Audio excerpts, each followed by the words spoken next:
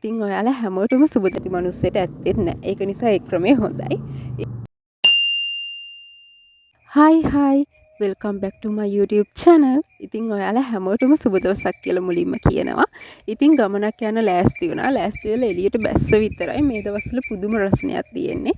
ඉතින් රස්නේ කියලා අපිට යන ගමන් නොයා ඉන්න බෑනේ. රස්නෙත් පැත්තකට දාලා ගමන යන පටන් ගත්තා.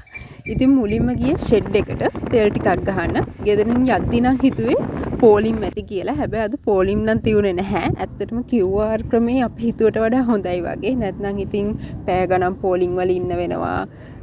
තෙල් ගහගන්න සමහර මිනිස්සු ගහගන්නවා නැති මිනිස්සෙට ඇත්තෙත් නැහැ. ඒක නිසා ඒ ක්‍රමේ හොඳයි.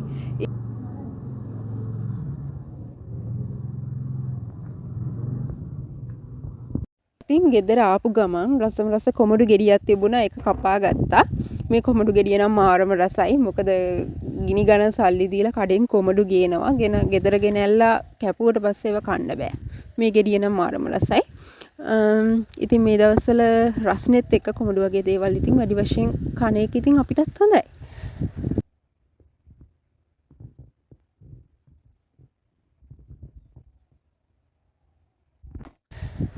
ඊට පස්සේ හවස් වෙලා ඉතින් වෙන්ද වගේ තේ බොන්නත් බෑනේ. ඒක නිසා වෑවර ගෙඩියක් අරගෙන කපා ගත්තා. මම මේ පන දාගෙන ඉතින් වෑවර ගෙඩිය කපනවා. මේ දවස්වල ඉතින් වෑවර කියන්නේ තැඹිලි ඊට පස්සේ කොමඩු ඒ වගේ ජලය අඩංගු ආහාර ඉතින් වැඩි වශයෙන් අපිට අපේ ශරීරයට ලබා ගන්න නම් ගොඩක් හොඳයි මේ රස්නේ නිසා. වගේම ඉතින් කියන්න ඕනේ මේ දවස්වල රස්නේ නිසා හැමෝම පරිස්සම් වෙන්න පුළුවන් තරම් වතුර බොන්න ඒ වගේම ජලය අඩංගු ආහාර වර්ග පුළුවන් තරම් එකතු කරගන්න. ඒක අපි හැමෝටම හොඳයි. ඊට පස්සේ ඉතින් වෑවර ගෙඩිය කපාගෙන ඒ වතුර ටික මන් දාගත්තා.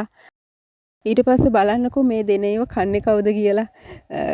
වෙන සත්තු නම් සාමාන්‍ය මස් මාළු කනවනේ. මෙයා මස් මාළුත් කනවා. හැබැයි මේ වගේ දේවල් කන්න නම් මාර මාසයි.